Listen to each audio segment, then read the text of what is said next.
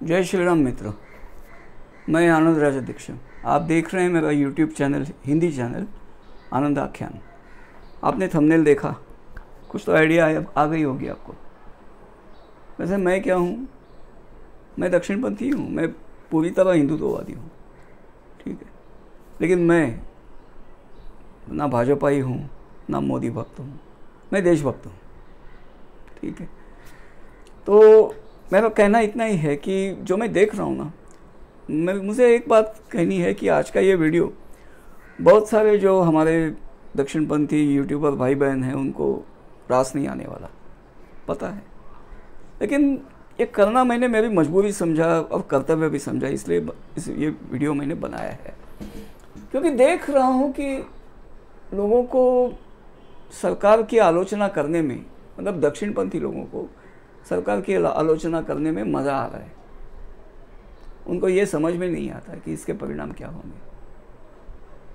समझा करो भाई, क्या करते युद्ध में हो, ये बात तो आप लोग खुद ही स्वीकार करते हो कि भाई हाँ अभी तक हम युद्ध में है। तो युद्ध ख़त्म नहीं हुआ है और ना हमारी ज़िंदगी में ख़त्म होने वाला है। मेरी ज़िंदगी में तो नहीं होने वाला, मैं तो अभी 68वां साल मेरा चल रहा है, तो मेरी ज़िंदगी में तो ये ख़त्म नहीं होने वाला, आपकी ज़िंदगी में भी नहीं ख़त्म होने वाला। मैं तो कहता हूँ कि ये मतलब हम आज जिस स्थिति में आए हैं ना, भारत के हिंदू, इसको यहाँ लाने में, हमें इस स्थिति में लाने में हमारे शत्रु मतलब इस्लाम, अंग्रेज मतलब ईसाइयत और वामपंथ, इन तीनों ने 1300 साल लगाए हैं, 1000 साल इस्लाम के, ठीक, 200 साल अंग्रेज़ों के और 100 साल वामपंथ के।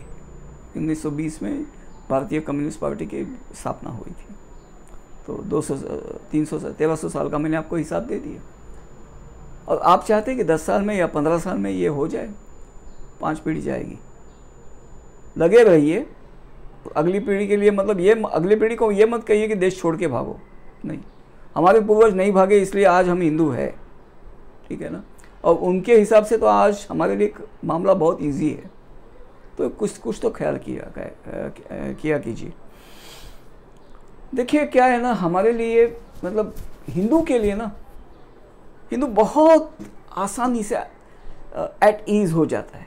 मतलब जरा सा खतरा टला, उसे लगता है कि भाई हाँ भाई सत्ता तो आ गई, दोबारा मोदी जी आ गए, तीसरी बार मोदी जी आ गए, सत्ता टले, खतरा टला क्या। बंगाल के हिंदू को पूछ लीजिए, कश्मीर के हिंदू को पूछ लीजिए, और कहाँ साउथ में भी हिंदुओं को पूछ लीजिए, कर्नाटक के हिंदुओं को पूछ लीजिए, खतरा टला। अरे महाराष्ट्र में कई जगह पे जहाँ ये होता है, भाजपा की सत्ता है, फिर भी कई पॉकेट्स ऐसे हैं, पूछ लीजिए। तो हमारे जीते जी ये नहीं टलने वाला, लड़ना पड़ेगा। 1300 उन्होंने लगाए हैं, हमें कम लगेंगे, लेकिन 4-5 पीढ़ियाँ तो लगेंगी, ठीक है ना। तो हम अगर मतलब हम मानते हैं कि हमारे अभी कोई श्राद्ध करे, तो श्राद्ध करने के लिए वंश बचाए रखिए। वंश बचाए रखने के लिए आपको लड़ाई में तो रहना ही पड़ेगा, लगे रहना पड़ेगा हमारे वंशजों को भी, ठीक है। तो मुद्दे बहुत मिलते हैं। होता क्या है ना कि यूट्यूबरों को बात ये होती है कि हाँ भाई चलता है, अब क्या नया मुद्दा ले लें। नया मुद्दा कुछ नहीं, तो वो बस मोदी जी की आलोचना करने लगते हैं, सरकार की आलोचना कर लगते हैं, कोई निर्णयों की आलोचना करने लगते हैं। अरे बहुत सारे मुद्दे हैं, बहुत सारे मुद्दे, इंटरनेशनल मुद्दे बहुत हैं जो भारत को अफेक्ट करते हैं। भारत में ही हमारे शत्रु मुद्दे कम देते हैं क्या? बात करो ना उनकी, जरा इन्फॉर्म डिस्कशन किया करो, सतही मत करो। अब बात ये होती है कि भाई हाँ यूट्यूब पे आना ही आना है, रोज़ का रोज़ इतने वीडियोस करने हैं, इतने मिनट के इतने करने हैं। ऐसा नहीं, यू आर एट वॉर और we are at war. Be committed to the war, आप उससे अलग नहीं जा सकते, ठीक है। तो इस डाल पे अगर हम हैं तो इसलिए है क्योंकि वो पेड़ है, हम खुद चढ़े हैं इस डाल पे, ठीक है ना। तो पेड़ से झगड़ा करके डाल काट के कुछ होने वाला नहीं है, गिरेंगे तो सब हमारा ही फूटने वाला है।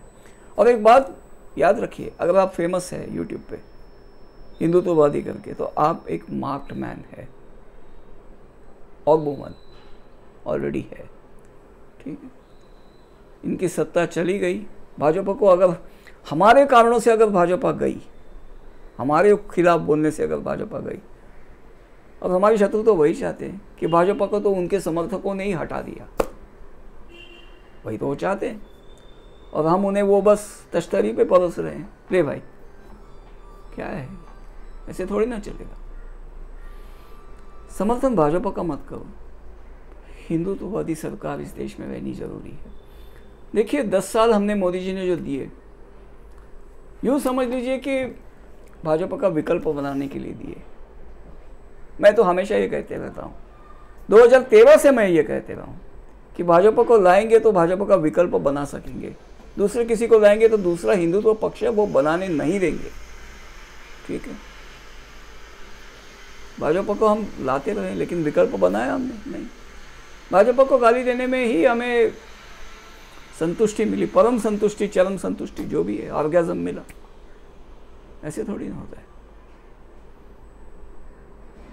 चलबे ना।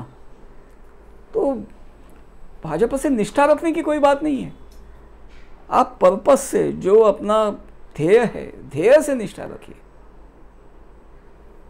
भाजपा को सत्ता में रखना ध्येय नहीं है, किसको दूर रखना है सत्ता से, इस ध्येय से तो निष्ठा रखिए।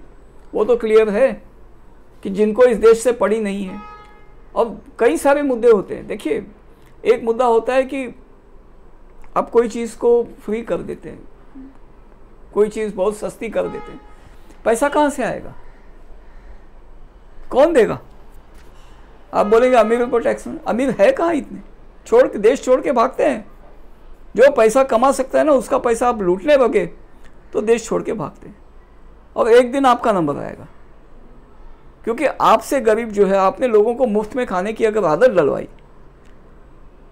तो एक दिन आपका भी नंबर आएगा, क्योंकि आपसे भी कोई गरीब है, वो आपको लूटने आएगा। बात ये होनी चाहिए कि उसको अमीर बनने के लिए आप क्या कर सकते, बनाने के लिए आप क्या कर सकते, उसको मेहनत करनी पड़ेगी। लेकिन उस मेहनत को सार्थक करने के लिए, सही दिशा में मेहनत कराने के लिए आप क्या कर सकते हैं, उस पर सोचिए ना। सरकार को ये मत करने दीजिए कि बस आपसे लूट के दूसरे किसी को दे, that should not happen.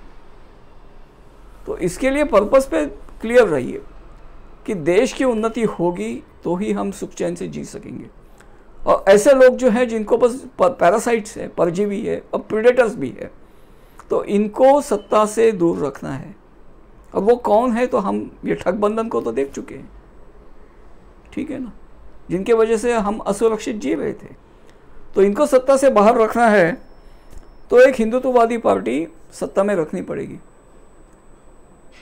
Bhajpa अगर नहीं है तो उसका विकल्प हमें बनाना पड़ेगा। बनाइए, नहीं बनाया हमने 10 साल में, तो जब तक बनाते हैं तब तक ठीक है, इन्हीं लोगों को रखिए। और क्या है, दूसरा हमें अपने हाथों से हम विकल्प खो रहे हैं, क्या करें।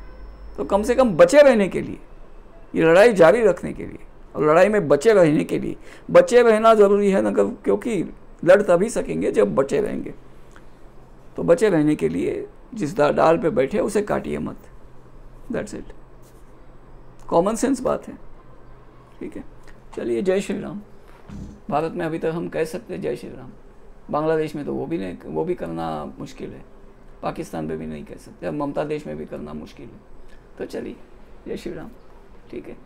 आते रहिए चैनल पे, वैसे मैं ही कम आता हूँ, लेकिन अभी ठीक है, अभी मैं थोड़ा कुछ वीडियो एडिटिंग सीख रहा हूँ, इसलिए टाइम नहीं मिल रहा है। लेकिन इसके बाद मैं सोचता हूँ कि जब वीडियोज़ में थोड़े इफेक्ट भी डालूंगा, तो आप आते रहिए, अच्छा कंटेंट मिलेगा आपको, और अलग तो है, उतना तो गारंटीड है, ठीक है। चलिए, सी यू।